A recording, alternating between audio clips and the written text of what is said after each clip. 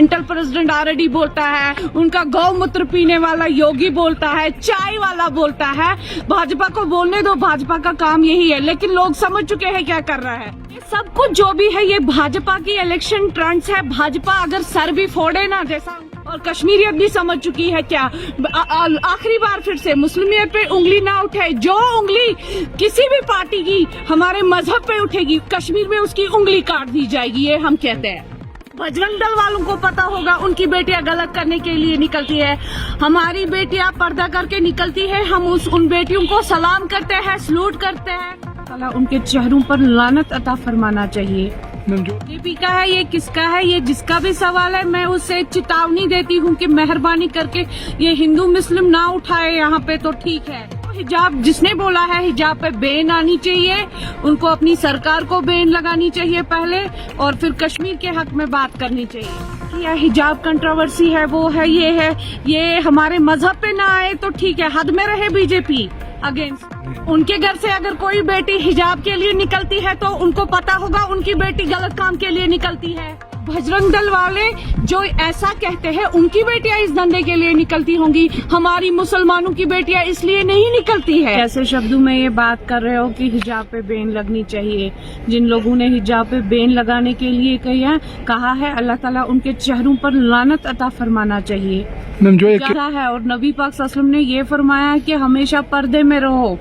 ये कैसा सवाल है हिंदू मुस्लिम उठाने के लिए जम्मू कश्मीर में? तो ये बीजेपी का है, ये किसका है, ये जिसका भी सवाल है, मैं उससे चेतावनी देती हूँ कि मेहरबानी करके ये हिंदू मुस्लिम ना उठाए यहाँ पे, तो ठीक है। इंडियन कॉन्स्टिट्यूशन में हिंदू मुस्लिम नहीं लिखा है, कहाँ लिखा है? ना किसी मजहब में लिखा है, ना किसी दीन में। ये डिवाइड रूल क्या कर रहे हो आप यहाँ पे? ब्रिटिश रूल आप लोगों ने यूज किया। ये गुंडा राज कश्मीर में नहीं चलेगा, गुंडा राज बंद कर दीजिए। जिसको हिजाब, जिसने बोला है हिजाब पे बैन आनी चाहिए, उनको अपनी सरकार को बैन लगानी चाहिए पहले, और फिर कश्मीर के हक में बात करनी चाहिए।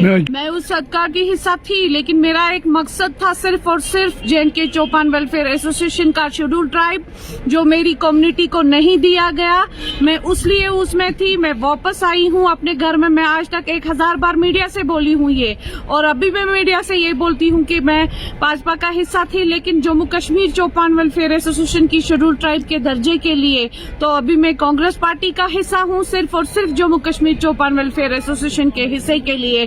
बाकी जो ये आप इन लोगों ने, इनका धंधा बन गया है, ये इन लोगों ने जो ये रूल यहाँ पे स्टार्ट किया, हिजाब कंट्रोवर्सी है, वो है, ये हमारे मजहब पे ना आए तो ठीक है, हद में रहे बीजेपी अगेंस्ट। Thank you. उनके घर से अगर कोई बेटी हिजाब के लिए निकलती है तो उनको पता होगा उनकी बेटी गलत काम के लिए निकलती है, पर्दे से निकलती है। कोई बेटी, बजरंग दल वालों को पता होगा उनकी बेटियां गलत करने के लिए निकलती है, हमारी बेटियां पर्दा करके निकलती है। हम उन बेटियों को सलाम करते हैं, सलूट करते हैं।